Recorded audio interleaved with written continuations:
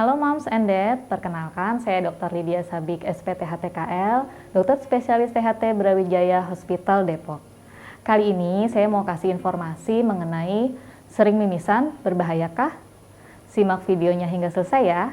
Sebelumnya, jangan lupa untuk subscribe, like, share, dan komen.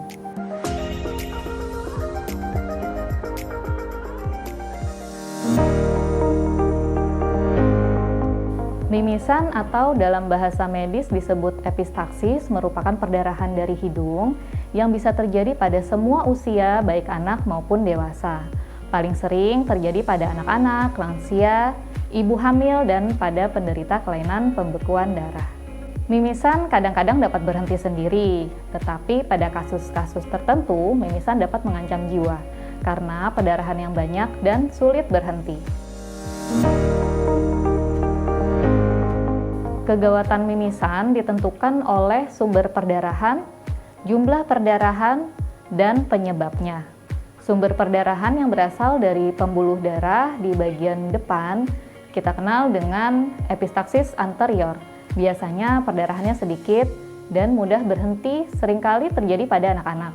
Sedangkan mimisan yang disebabkan perdarahan dari pembuluh darah di hidung bagian belakang atau epistaksis posterior seringkali membutuhkan penanganan serius karena perdarahan yang banyak, sulit berhenti, dan dapat menyebabkan anemia atau kekurangan darah.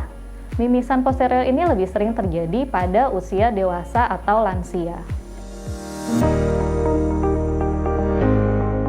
Penyebab mimisan dapat digolongkan menjadi karena infeksi seperti sinusitis, penyakit kelainan darah, contohnya hemofilia, kelainan struktur hidung, contohnya hidung bengkok, penyakit lain seperti hipertensi atau alergi, adanya tumor, penggunaan obat-obatan tertentu, iritasi zat tertentu, ataupun trauma akibat terpukul. Masing-masing penyebab memerlukan pemeriksaan dan penanganan yang berbeda. Tindakan awal yang bisa dilakukan bila mimisan adalah yang pertama, duduk tegak dengan posisi kepala menunduk agar darah tidak masuk ke tenggorok.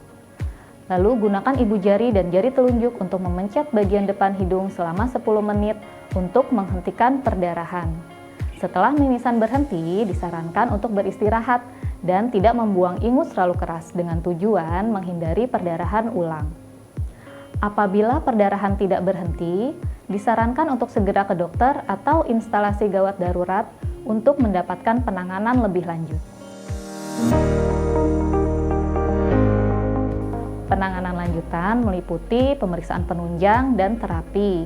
Pemeriksaan yang perlu dilakukan pada mimisan yang berulang adalah laboratorium darah, mutlak harus dilakukan untuk mengetahui adanya kelainan darah. Pemeriksaan radiologi dan endoskopi dilakukan bila ada kecurigaan adanya tumor, kelainan struktur hidung, kelainan pembuluh darah, atau sinusitis.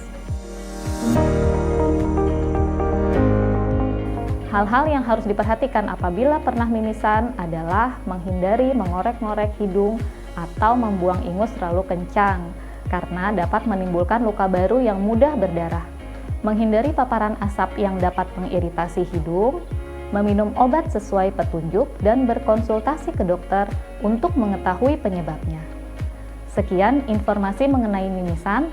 Jangan lupa saksikan video kata dokter hanya di channel YouTube Brawijaya Healthcare.